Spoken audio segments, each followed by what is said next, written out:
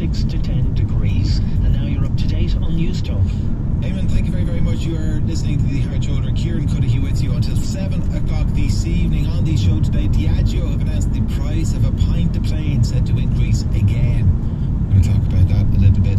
If there is any update indeed as well on the cargo ship crashing into that bridge in Baltimore, causing the bridge to collapse. We will bring it to you here on the show. I'm still looking at the images on repeat on my screen, like many of you I'm sure are, throughout the day. The rescue operation ongoing, so we will have updates if indeed they happen while we are on air. 087 1400 106. We're going to turn our attention now though to the government plans to change licensing laws in this country. They have come under the spotlight in recent days. Some government backbenchers, Michael Ring, Charlie Flanagan, former senior cabinet ministers, have applied pressure on new party leader and soon-to-be Taoiseach Simon Harris to scrap the overhaul. And then today we had the Chief Medical Officer, Breda Smith, weighing in. She is asking for a health impact assessment to be done as well. This after the RSA, the Road Safety Authority, expressed concerns as well. Here to discuss all of the above and more, Professor Frank Murray, Chairman of Alcohol Action Ireland, liver specialist as well,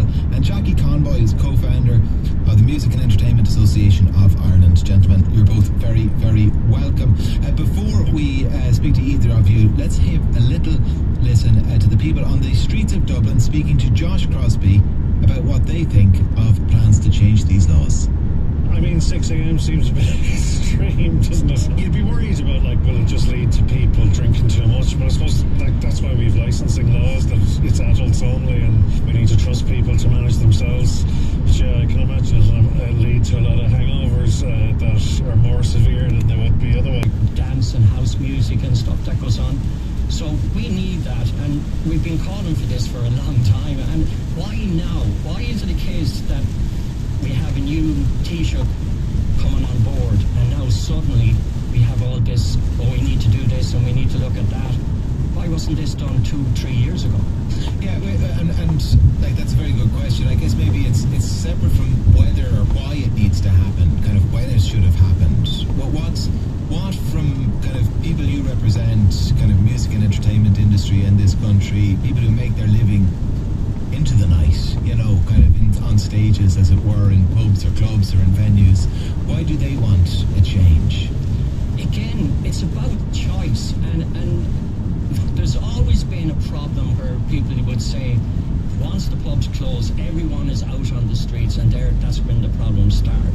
But now if you introduce something like this, that means now that won't be as major issue, because they'll be looking at this extra time that they can stay on. Some people will leave. People are adult enough and can make their own choices here. You know, why should we be forcing people into saying, oh, you have to leave now at this time, and then everyone is out on the street, and then you have the problems. So I don't think it's going to add to any more alcoholism or drink in Ireland, as in the abuse of drink. It's just more choice, and people go out to dance and have fun and to meet people. So I just don't. This as well, Frank. As always, you're welcome to the show. You have reservations and long have had reservations about this. What's the problem as you see it?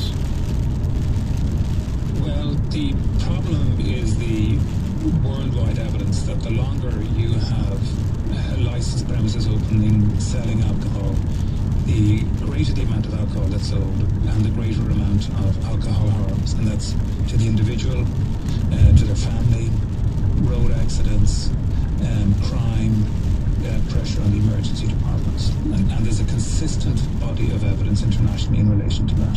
So our objection to it is not to people going out and having a good time, it's to selling alcohol for any evidence that at all.